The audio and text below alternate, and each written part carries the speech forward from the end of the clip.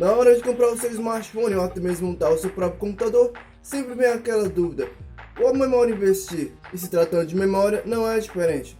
E entre memória RAM e memória ROM, qual melhor eu devo escolher? É isso que vamos ver no vídeo de hoje. Fala Tech! Bem-vindo ao canal Tech, eu sou Edson Santos e bora para mais um vídeo. No vídeo de hoje eu estou falando um pouco sobre a diferença entre memória RAM, ROM e cache. Recado dado, bora pro vídeo. Se tratando de dispositivos como smartphone ou notebooks, memória nada mais é do que dispositivos físicos que têm a capacidade de armazenar os arquivos em chips ou em discos, como o SSD ou até mesmo o HD. E esses dados só podem ser armazenados de duas formas: de forma permanente ou temporária, que podem ser categorizadas também como memórias primárias ou secundárias. As memórias primárias reais são aquelas que o processador entrega diretamente, como memória RAM, ROM e cache. Já a memória secundária, ela segue o mesmo princípio da memória primária. A grande diferença é que ela não pode ser endereçada diretamente, ou seja, o processador não tem a capacidade de pegar essas informações, pegar esses dados e levar para esse tipo de memória de armazenamento. E um dos tipos de memória secundários são DVD e CD. Se bem que hoje em dia eu nem sei se as pessoas estão usando com tanta frequência DVDs e CDs como usavam alguns tempos atrás. Mas conta aqui para mim embaixo nos comentários se você ainda usa o DVD ou o CD para armazenar algum tipo de dados, como músicas ou até mesmo vídeos. Memória RAM é uma memória volátil que armazena os dados temporariamente enquanto ela está trabalhando. Ou seja, a memória RAM ela tem a necessidade de ter energia para funcionar. Bem diferente da memória ROM, que não é uma memória volátil, ou seja, ela não tem a necessidade de ter energia para armazenar as informações. Por esse motivo, quando seu celular começa a travar muito e você reinicia, o celular volta a funcionar perfeitamente como se estivesse zerado, porque a memória RAM foi esvaziada. É como se a memória RAM fizesse um reset, formatasse todas as informações que estavam lá, bem diferente da memória ROM, que não é uma memória volátil, ou seja, quando você desliga o celular e liga novamente, os arquivos continuam intactos. A memória RAM, ou memória de acesso aleatório, ela pode ser feita por circuitos integrados, ou melhor dizendo, DIP. Como o nome já diz, memória de acesso aleatório, a memória RAM tem incrível capacidade de acessar a qualquer momento os dados que estão armazenados, diferentemente de um acesso sequencial. A memória RAM pode ser dinâmica, como a DRAM, onde tem a necessidade da atualização dos dados. Existe também a SRAM, que guarda os dados mais antigos uma vez que não necessita mais da refresh. As RAMs dinâmicas são formadas por células. Elas são mais simples, mais baratas e consequentemente mais lentas.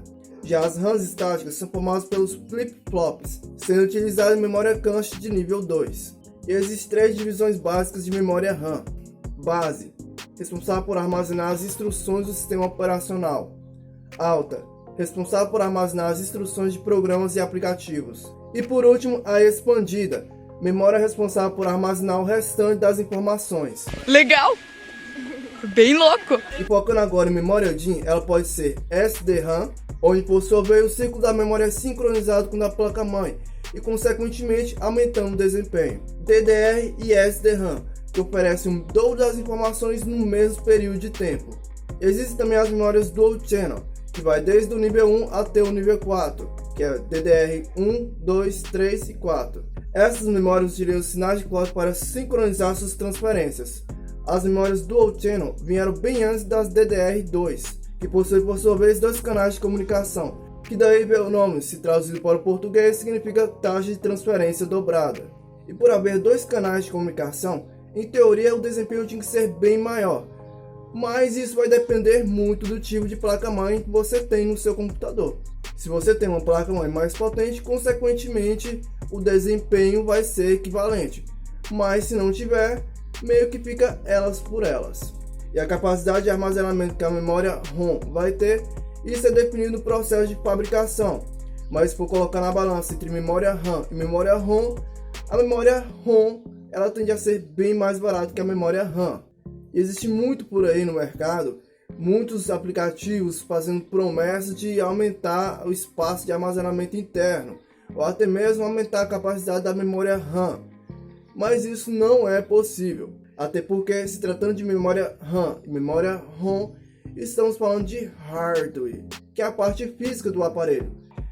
Eu não vou me aprofundar muito no quesito software e hardware, porque já tem vídeo no canal onde eu falo um pouco sobre isso. Eu vou deixar no card logo acima.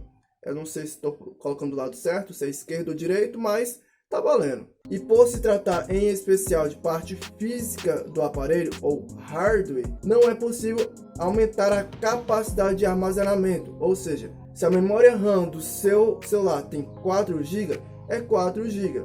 Se o limite de armazenamento interno é 128, é 16, beleza, é 16 e é 128. Não é possível você aumentar ou expandir o hardware, mas sim é possível você esvaziar aquilo que já existe. E no mercado existem diferentes tipos de memória ROM. Existe a Pro-ROM, que é uma gravação feita após a fabricação feita por queima de fusíveis, sendo feita por sua vez somente uma vez. O sistema dela é bem parecido com a memória RAM, mas para apagar as informações ela tem que ser exposta a uma luz ultravioleta. Existe também a memória EEPROM, e essa reprogramação é feita pelo controle do processador. E essa memória EEPROM ela é mais lenta, mais cara e tem uma capacidade de armazenamento bem baixa em comparação a outros tipos de memória. E tem a memória Flash, que é um tipo especial de EEPROM, e ela pode ser apagada, regravada em blocos e só suporta reprogramações. E por último a memória Cache. A memória Cache é um tipo especial de armazenamento de dados, onde as memórias guardadas são memórias que têm uma alta possibilidade de ser reutilizadas novamente no futuro. E ela está presente em praticamente todo tipo de software, até mesmo em placa-mãe, disco rígido e outros tipos de dispositivos, que necessitam de um acesso rápido ao sistema. E a memória cache serve basicamente de intermediário entre o operador, processo e o dispositivo de armazenamento interno. Logo, imagine a memória cache como uma espécie de atalho onde os arquivos são temporariamente armazenados. Dessa forma, acessando os aplicativos rapidamente, viabilizando o processo de execução. E existem 3 tipos de cache. O primeiro é o mapeamento direto. Cada bloco da memória principal é mapeado para uma linha do cache. O segundo é o mapeamento associativo. No mapeamento associativo, um bloco da memória principal pode ser levado para qualquer linha do cache. E o terceiro é a memória associativa por conjunto, que funciona basicamente no meio termo, no direto e no associativo. E a memória cache funciona em 3 níveis conhecidos, nível 1, 2 e 3. Os níveis do cache diz a respeito da proximidade da memória cache das unidades de execução do processador. E quanto mais próximo estiver da unidade de execução do processador, menor será seu número.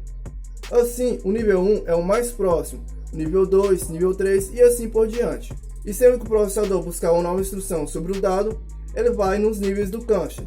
Vai no nível 1, se não encontrou no nível 1, vai no nível 2. Se não encontrou no nível 2, vai no nível 3. E se as informações não estiverem em nenhum dos níveis da memória cache, o processador vai direto da memória RAM. E em resumo, é basicamente dessa forma que funciona. E esse foi o vídeo de hoje, espero que vocês tenham gostado. Deixe no comentário o que vocês acharam do vídeo. Dúvidas ou sugestões para novos vídeos, deixe no comentário. Se você chegou até aqui e ainda não é inscrito no canal e quer receber mais conteúdo de tecnologia assim como este, se inscreva no canal, ative o sininho de notificação.